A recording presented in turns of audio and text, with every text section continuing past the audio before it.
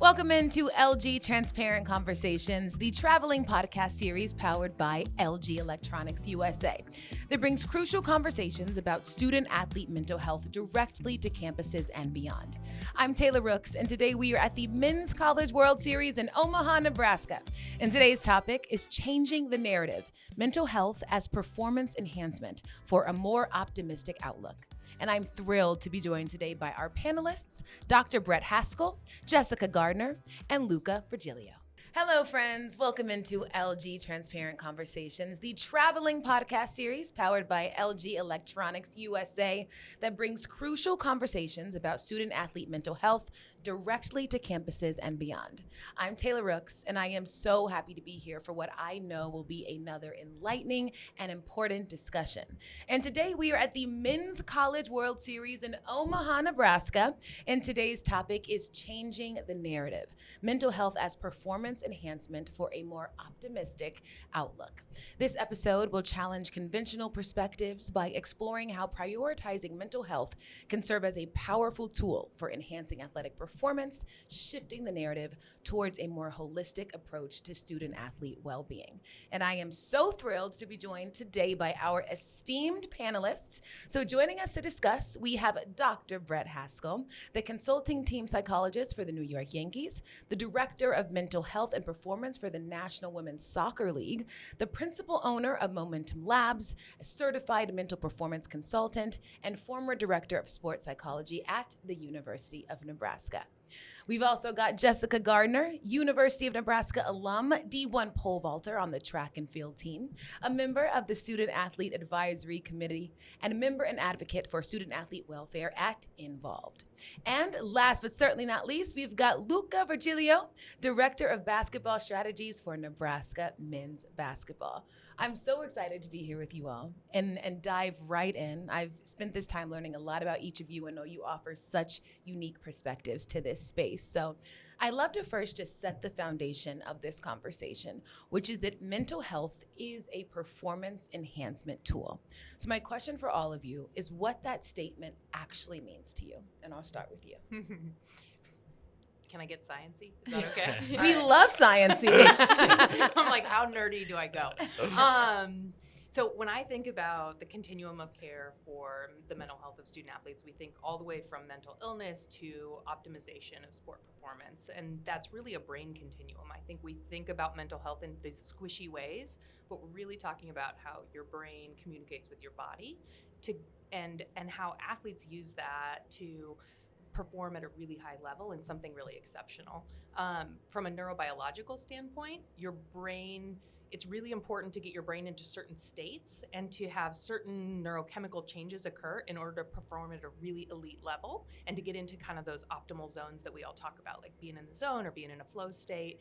If you don't already have a pretty healthy brain that's functioning as it probably should, then it's almost impossible to get into those states of brain optimization that foster elite performance. So you really have to address your brain the same way you address your body. If you're going to fuel your body with really healthy food and you're going to take really good care of it in the weight room and you're going to engage in a lot of recovery strategies so that you can get up the next day and perform again, you have to treat your brain that same way as you treat your body. And I love that because you're basically saying, this is not some like pie in the sky umbrella idea that we just talk about. It's something that really helps you perform at the elite level that you are always searching for. Yep. Yeah, I love that. All right, what about for you? With mental health being a performance enhancement tool, what does that mean to you? I'm not going to be as sciencey as Dr. Haskell. I'm sorry. I've learned a lot in the last 2 or 3 years working with student athletes at Nebraska, and I agree 100% with Dr. Haskell. I mean, it's so important to train your body, train your mind, and I'm from Italy, overseas, and we say mens sana in corpore sano. So it goes together. If you have a healthy brain, you're going to have an healthy body, and that's essential for you to perform at the highest level. I love that. Can you say that again? Mens sana in corpore sano. Oh, now we know how to say it in different languages. I'm stealing that. Yeah, absolutely. We're going to have to practice. We need some reps on that. I'm like, well, this is how we say it in Italy. Thank you very much. What about for you, Jess? Yeah, I definitely agree with what both of them said, and I don't have as much science as Dr. Haskell. I just have my own experience. So Totally. I started athletics. I've been an athlete since I was 3 years old. And since then, I've had a lot of different coaches in different sports that all have different ideas of mental health. And so I just have my experiences working with each of those coaches and in each of those settings and what I kind of took away from that and how I was able to perform. That's really interesting. Can you give me an example of sort of maybe the differences in their approach to mental health? Yeah, so I grew up in gymnastics, which can be a pretty tough environment. There's really not a huge belief in mental health in competitive gymnastics. So I kind of had to unlearn some of the habits that I had learned when I went to high school and did sports because it was just a lot more fun. It was a lot more enjoyable. There was a lot less pressure from the coaches. Like the setting just seemed so much more casual than what I had known for 11 years of my life. And so navigating that space was really interesting. And then I came to college where the pressure felt a little more like that gymnastics setting. But at Nebraska, I had the help of sports psychology, and I had so many resources at my disposal. So I was able to kind of navigate that space in a better way than I could have when I was a young girl in gymnastics. Definitely. Well, you touched on something that is really important because, one thing LG wants to do is change the narrative and change some of these traditional and incorrect conventional thoughts about mental health is. And I know you said you had a coach that didn't really believe in it. And that, of course, can be very damaging and dangerous to student athletes. What are some of the hurdles that you have really experienced in making people understand how vital this work is? Yeah, I think that we've created a culture around sport, looking at athletes as our best, our brightest, our strongest, and not seeing them as basic human beings first and foremost. We always understand that about their bodies because when they have a physical injury, we can observe it. And we can tangibly see how it's impairing them. It's much more difficult with a brain injury, so to speak.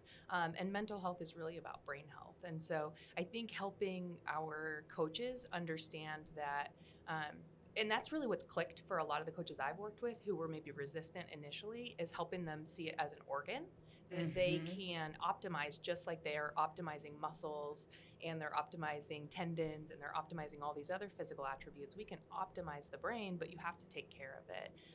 And so I think helping them understand tangibly what mental health is first and foremost.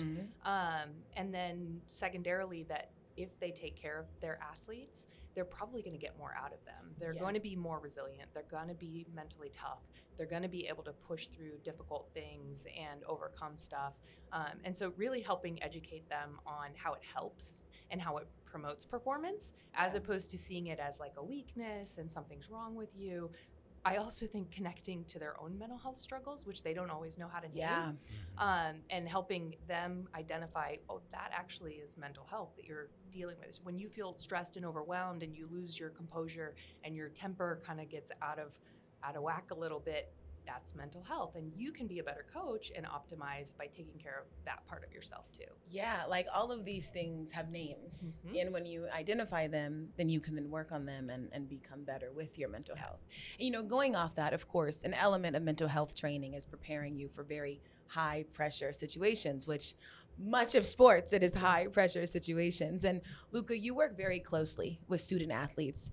How have you seen them prepare their mind for these high pressure moments? Well, it's not easy to simulate most of the times. You can practice as much as you want, but you're not going to be able to practice taking a shot with 10,000 people in the stands when there is 3 seconds left. So how can you prepare your brain to do that and be ready for that moment? And then I think where mental health comes in, and there is a lot of things that you can do to prepare for that moment and be strong enough mentally and physically to be ready to take that shot. Because sometimes when you're in basketball and you're taking a shot, there is so much work that goes into that. It's not just the mechanical repetition of the movement, but how can you make that shot if you miss the last 3? Yeah. In basketball, we say you got to have short memory, but how do you practice your brain to have the awareness in that moment to remind yourself that you're going to be okay, even if you miss the last 3 shots, and you're going to shoot that shot with a lot of confidence. Yeah. So you got to prepare yourself mentally. And sometimes people don't understand as much work as you do physically, you got to do that mentally as well. Because if you don't have the mental component,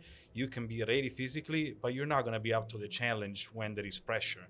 And pressure is really hard to simulate.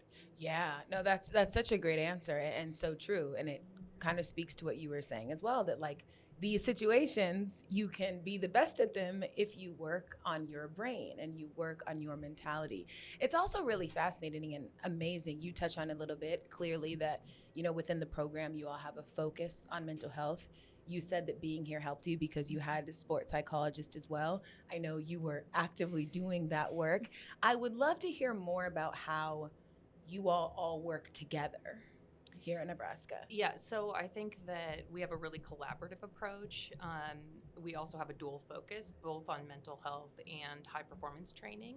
So building that toolbox that Luca's talking about, because a lot of having confidence in those moments is feeling like I have skills that I can rely on, I'm prepared, and I can execute those skills, not just physically and technically, but I have mental skills too, whether that be, you know, breathing awareness or focal cues or things of that nature. I can draw on those in those big moments, and that instills more confidence. Like, I'm not just out here winging it.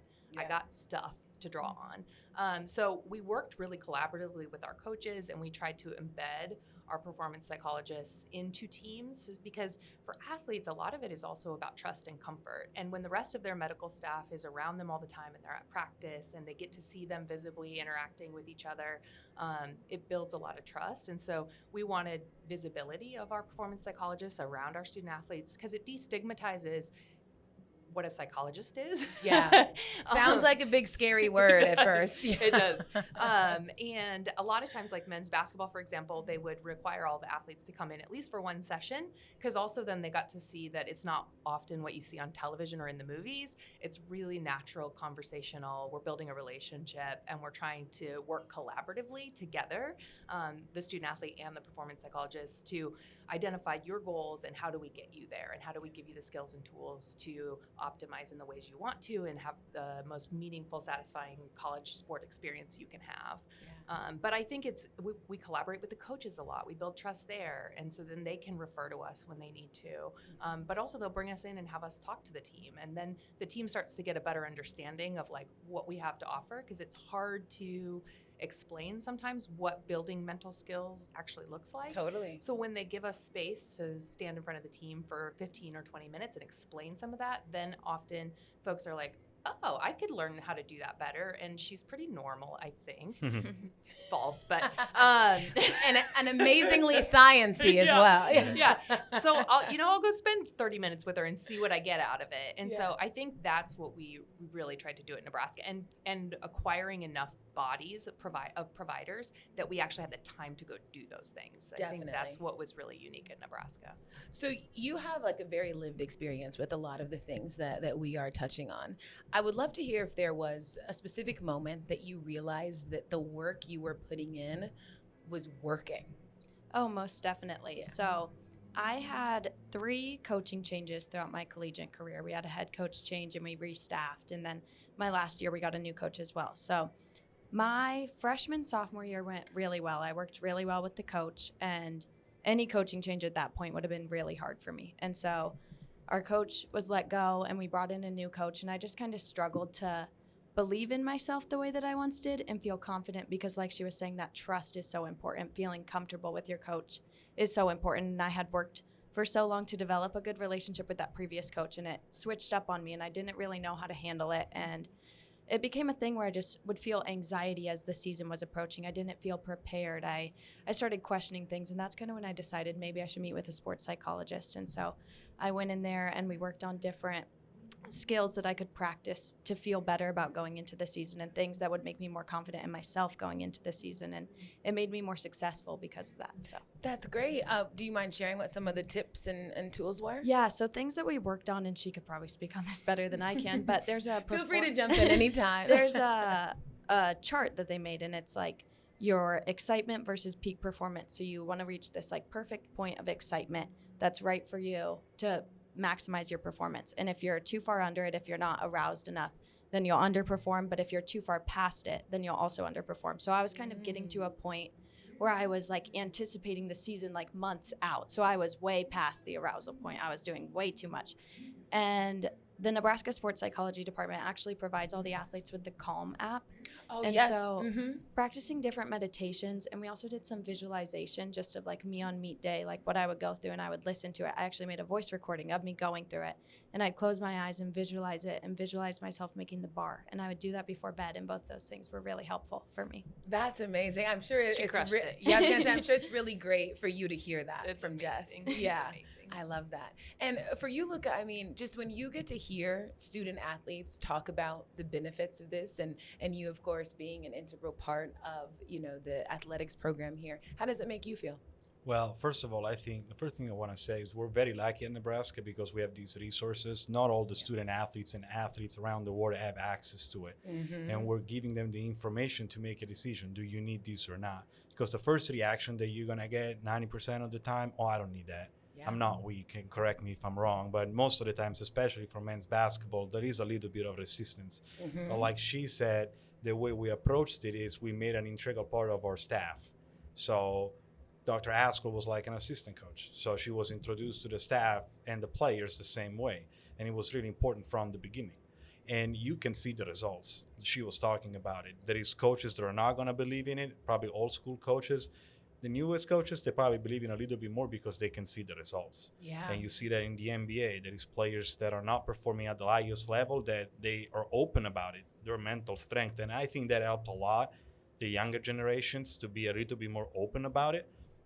I think that's been huge for our players, for our generations to be just open about saying, okay, I need some help here. How can I get better? And you can see we have kids that in the last 2 years improved a lot just because they were able to go through these type of trainings and experiences and learning from that and getting better. I love that you all just embedded it in the program. I mean, like, Mhm. that was so smart, being so intentional with that. Why is this work specifically so personal to you?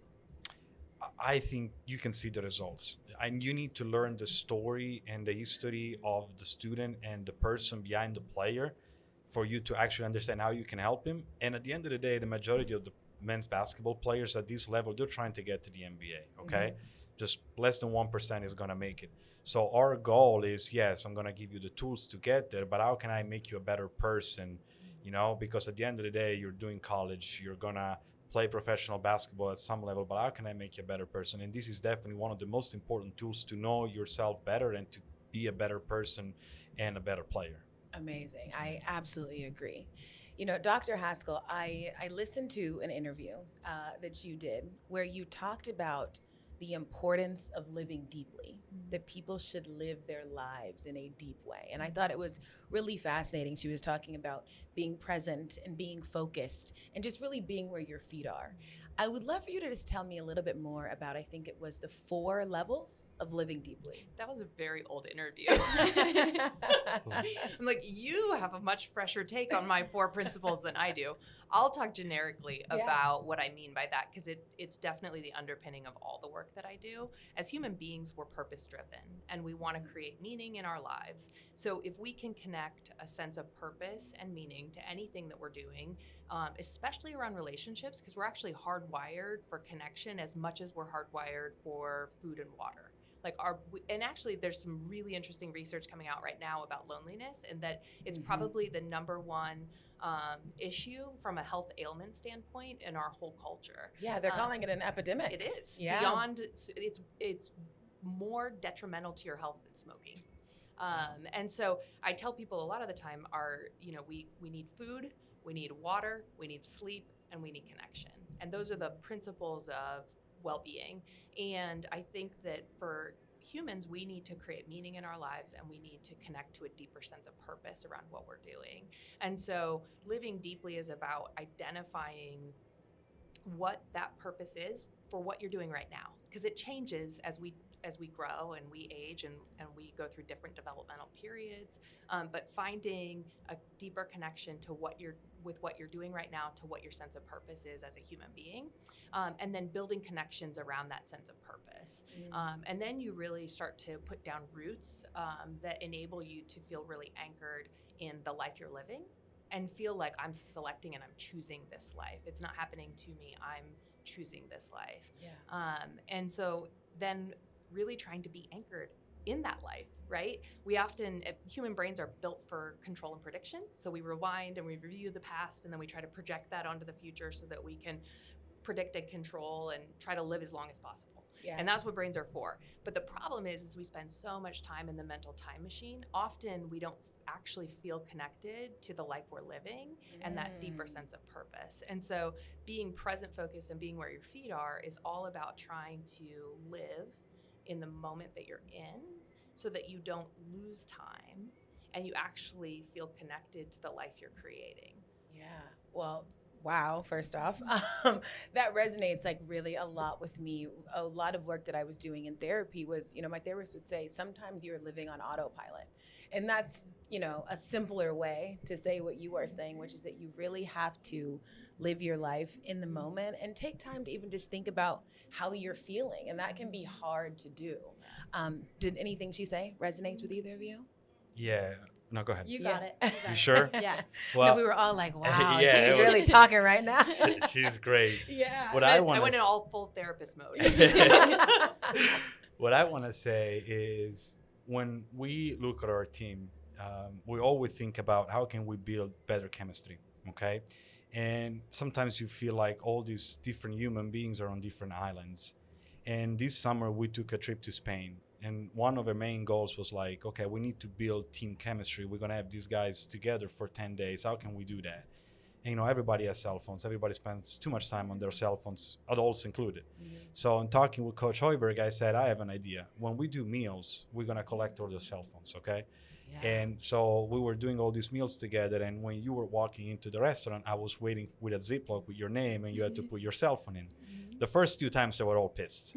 I was like, no, my girlfriend, my mom. I was like, no. For 2 hours, you're not talking with everybody. You got to know the person that is sitting next to you. So you're building that relationship that is going to allow us to have a great team. That was the players. Then the staff came in, and they were not expecting that. And they were looking at me, seriously, we got to do this too? I'm like, yeah, that's the point. Because it's not just them, it's us too. We got to give the example. So like she said, living in the moment, like how do we translate that to sport and building team chemistry? I think that's an example of how we did it, and it worked. We had the best team we had in the last 20 years, and maybe that helped us, especially early on. So that is such a great story and a very smart idea. Yeah. Have you all continued that? Yes. Oh, I love it. We are. That's so fun, Luca. Yeah.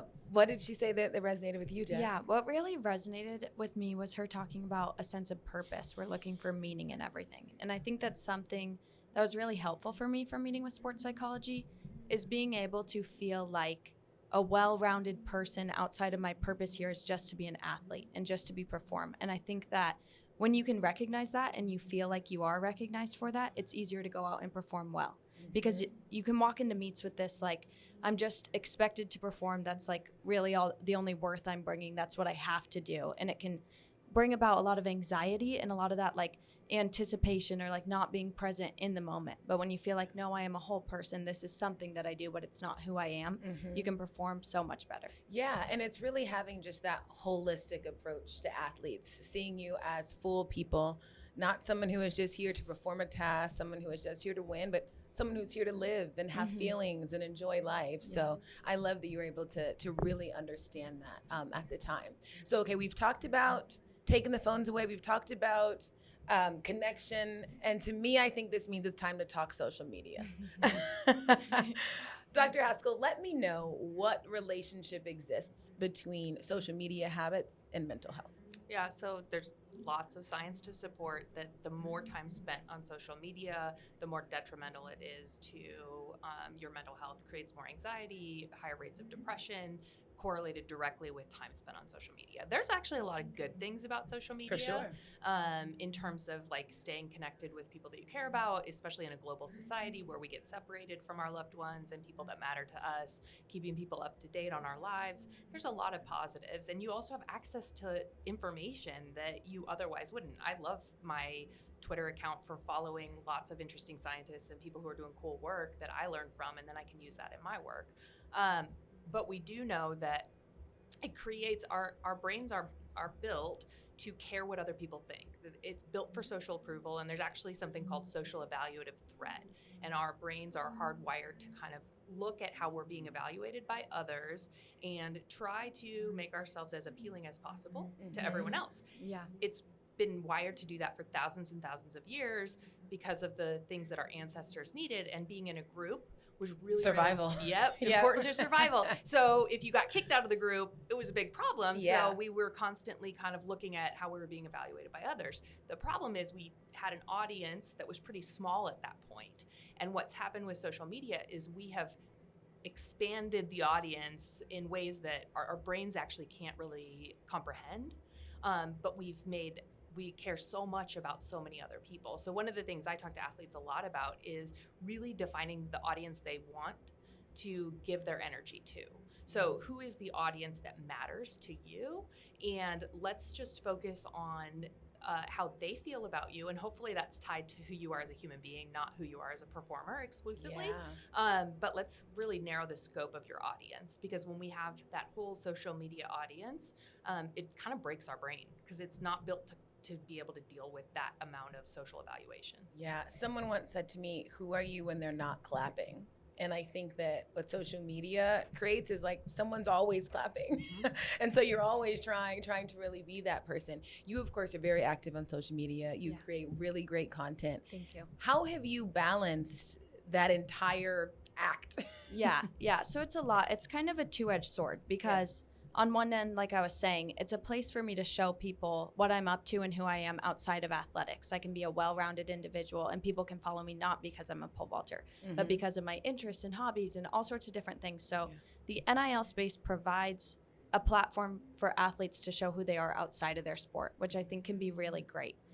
But on the other end of that, just in like the athlete space, as Dr. Haskell was saying, like very high achievers, very competitive, like it's kind of another element that you can fall comparison to. You know, you're seeing people be successful with it, or like, for example, I've seen random articles where I'm being compared to other student athletes at different schools, different conferences in different sports, which just doesn't really make any sense because it's a huge space. I mean, it's like, there's room for all of us. Do you know what I mean? And these are people that I don't even compete against, that aren't even in my conference, you know? So just opening the door to a lot of comparison, and then opening the door to a lot of negative comments that can come in. And so it's sort of balancing that of like the good and the bad. And then another thing that I have experienced with it is kind of like what Dr. Brett was saying, reminded me just, I don't know, being mindful when I'm creating content of like this highlight reel and putting this out to everyone of like, look at all these great things and how I'm being perceived, because I have to understand that I'm being perceived by people who could potentially compare what they have going on to what I have going on. Like saying it works both ways. Right. So just being really vulnerable and being honest. And if something's going on, you know, sharing it with my followers as opposed to keeping it as that highlight reel. I feel the responsibility to do that to help make social media a better place. That's great. I do think there are more athletes trying to be conscious of their decisions and their content. And I think that's a pretty cool thing. Yeah. I was going to say, how has that been for you? Was it hard at first and then you got used to it, or what's been the process? Being vulnerable was definitely really hard for me, because when it's going well and it's fun and you're keeping it very surface level and you're not really sharing the hard stuff going on, you're just keeping it that highlight reel. It's really easy and it's fun and it's lighthearted, but there's no meaning behind it. You're not doing anything with it. It's just like you're enjoying it, but there's no greater good. So I shared my story of my mom. She was diagnosed with cancer my freshman year of college. And this most recent year, I partnered with the American Cancer Society and used my platform to talk about them and raise money for the American Cancer Society. That's great. And I just realized how much more fulfilling it was for me, and like how much more rewarding it was to share with those people, and people reach out who had similar experiences, or just like showing support for my mom and my family. I was like, it kind of made me realize like this is what it's about. Like having a platform for a purpose is so much greater than anything that I could have done with it before. So yes, well, I love the way you use your platform. So if no one has told you recently that it's great, I'm here to tell you it's very great.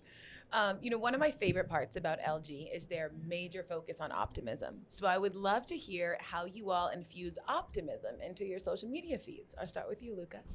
Well, I don't use social media a lot. It's so hard. There is so much negativity online. And especially for our athletes, it's extremely hard. I don't know how they do it.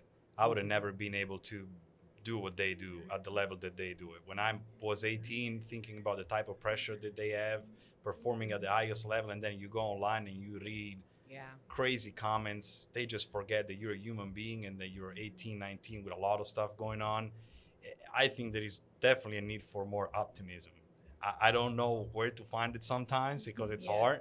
But, you know, like Jess said, what she is doing is great. It's the right way to use social media. I think people sometimes forget that. And I think there needs to be more people that use it for the right reasons. Definitely. Yeah. More justice for sure. Yes. How do you infuse optimism on your social feed? So I try to just ignore like the negative comments, or I think it's really important to have a strong sense of community within your team and understand that I don't know, like Dr. Brett was saying, it's kind of hard to perceive how large that audience is. And so I think recognizing when it's time for me to like kind of unplug if I feel like things are getting to me too much. And I don't know, it's interesting to navigate, and I feel like sometimes I still navigate it. Like I don't have a perfect solution to it, but trying to focus on the positive, whether that's like within the comments I'm getting or that sort of stuff. Like I remember in one of my meetings with sports psychology, the sports psychologist I was meeting with told me, anytime someone comments something really positive, like I remember one video got these comments of like, this made my day, or like I've been laughing about this all day. She said, anytime you get something like that, maybe screenshot it and keep it in an album. And when you're feeling really down or the negative comments are really getting to you, you can go to that and feel like, okay, what I'm doing is good. What I'm doing is making people's days, you know? Yeah. And so then it's not this feeling of like, oh my gosh, everyone hates my stuff. Nobody likes me. You know, you can just go down this negative spiral. So those reminders and being like, whatever the negative stuff is, like has more to do with them than it does to do with me, and just keep it moving, which like I said is easier said than done, but but keeping that perspective has been helpful for you. I love that. How do you put some optimism on your feed? I think a lot about the algorithms and like, how do I build an algorithm that feeds me things that are healthy for me? Mine are dog videos. Yeah, right? But like, you feed it what you search and what you look for and what you follow. And so, that's a strategy that I use with athletes, and I use it myself, is just trying to be really intentional about what I follow and what I click on, because that's going to build my algorithm, and my algorithm is going to feed me automatically things. So if I can kind of curate my algorithm to be positive, uplifting things that are non-judgmental and accepting, then social media becomes a really healthy thing for me. So that's one way. I love that. So as you all know, here at LG, we say that life's good. So I would love to hear from each of you something that happened recently that reminded you of that. Who wants to start? I may need a second. Yeah, you can take time to think. Do you have one, Dr. Haskell? Man, cuddling with my daughter this morning was pretty great. I love that. Yeah, that was pretty great. But I did it recently. This speaks to social media. I've had a lot of athletes that I worked with like a decade ago or 15 years ago find me on social media. And recently I had an athlete in the very first year I was at Nebraska, which was more than a decade ago. She reached out to me through social media and Instagram and sent me this long message about the work we did the first 10 years ago. And now she's a mom and she's got 3 kids, and she just wanted me to know how well her life was going. And it was just a really neat full circle moment, because you don't always know that because you're in people's lives for a very small brief period, and you don't always know the impact. So that was a really cool moment. That is absolutely a life's good moment. Oh my goodness, I love hearing that story. Okay, tell me more about how life is good. Who's got one? Well, I would say in the last couple of months, I've been in communication with a lot of former players that I had the pleasure to work with in the past. And when that relationship is over, because the season is over, they're moving somewhere else, but there is still a human connection with them.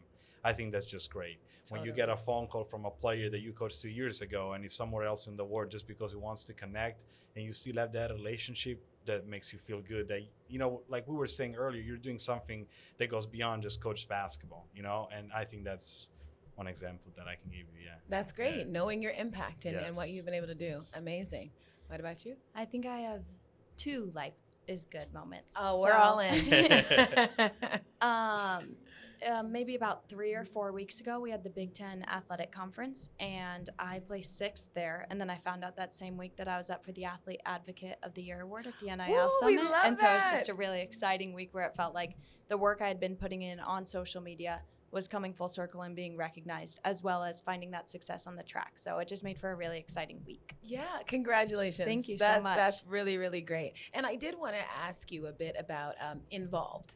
Is that what it's called, right? Yes. Why it was important to you to really be able to foster meaningful conversations, bring people together. Why do you enjoy being a part of that? So the reason that I initially started in N-Volved in the Student Athlete Advisory Committee and Inner Circle, which are all of our life skills clubs, was because I was looking to meet other athletes outside of my sport. And I think that is part of a mental health aspect of building these relationships across the athletic department and getting to know the student athletes on a deeper level, as opposed to, oh, that's a track and field girl, that's gymnastics, that's volleyball. Like, in those spaces, we're more than just athletes. Like, we are people, and we're connecting, and we're getting to know each other. So N-Volved specifically is looking to have conversations about social climate in a comfortable setting where people can share their thoughts and express their thoughts, and we can learn from each other, because it's so cool being at Nebraska. We have so many student athletes from all over the world with all different experiences and all different perspectives. So I just wanted to utilize the opportunity to get to know those other individuals and hear about them and their experiences and their thoughts, because I felt it could make me a more well-rounded individual. Yeah, like having real conversations. Exactly. Similar to what we are doing here. And which honestly brings me to my next question, because this series with LG, Transparent Conversations, it really has the goal of using words and fellowship to shine a light on voices that need to be heard. So I would love to hear more about why it was important to each of you to be a part of this conversation and what you want people to take away from your words. I can start with you, Luca. Well, I would say mental health is really important in this day and age. The type of pressure and stress that student athletes are facing every day needs to be recognized a little bit more. Like I said earlier, people forget that they're 18, 19. Sometimes I try to put myself in their shoes, and I'm like, what was I doing when I was 18? And it's nothing compared to the type of stuff that they do today. And I wouldn't be able to do that. I wouldn't. So one thing that is important is for the audience, for the general public, for the fans to understand that there is a human being, and it's not just a player, it's a human being. So they need to keep that in mind. I think that's really important. Absolutely. Yeah. What about you, Dr. Haskell? Why was it important? I mean, this is my life's work and my deepest passion. Yeah. So anytime I get a platform where we're giving a voice to this, I think it's really, really critical. I think for me, really trying to humanize the experience of athletes, and most importantly, for their sake. I think that it's really important that we give a voice to their whole experience, not just the one that people get to see when they're under the bright lights. And so for me, it's just really important to continue to humanize and create more of a compassionate environment for these people that we put on such a high pedestal. Yeah, and you're absolutely doing that. Absolutely. Why was it important for you? I think for me, because I have that social media platform, it's important for me to shed light on mental health and let people know that I have dealt with mental health and gone into sports psychology to kind of destigmatize that and continue to make a positive change for the younger generation of athletes who are coming in. That's great. Okay, so I would like to end by giving some tailored advice to our listeners. I'll start with you, Jess. What advice do you have for a student athlete that is maybe struggling asking for help to improve their mental performance? The advice that I would give would obviously be that it's okay to ask for help, but that isn't always well received. I think the first step is the community and talking to your teammates. It's actually crazy how many of my teammates go to sports psych that I didn't know before going to sports psych, and how many teammates I have referred to sports psych. So I think when you get closer with your team, if you're at an institution that prioritizes student athlete mental health, you will recognize that a lot of the student athletes around you are also seeking help for their mental health, and it'll make you feel okay going in and getting help. That is great advice that I know will be absolutely well received. So thank you so much for that. Luca, for you, what advice do you have for coaches and programs that are looking to really make mental health a really important monument of their program? They need to be open-minded. There is a lot to learn. There is a lot that mental health can do to improve performances. And it's also an incredible tool to help the players that they're coaching to be better. on and off the court. So it's extremely important for everyone out there to just try to learn more and try to find the resource to help the next generation of being better coaches coaching these guys. Definitely. Totally agree.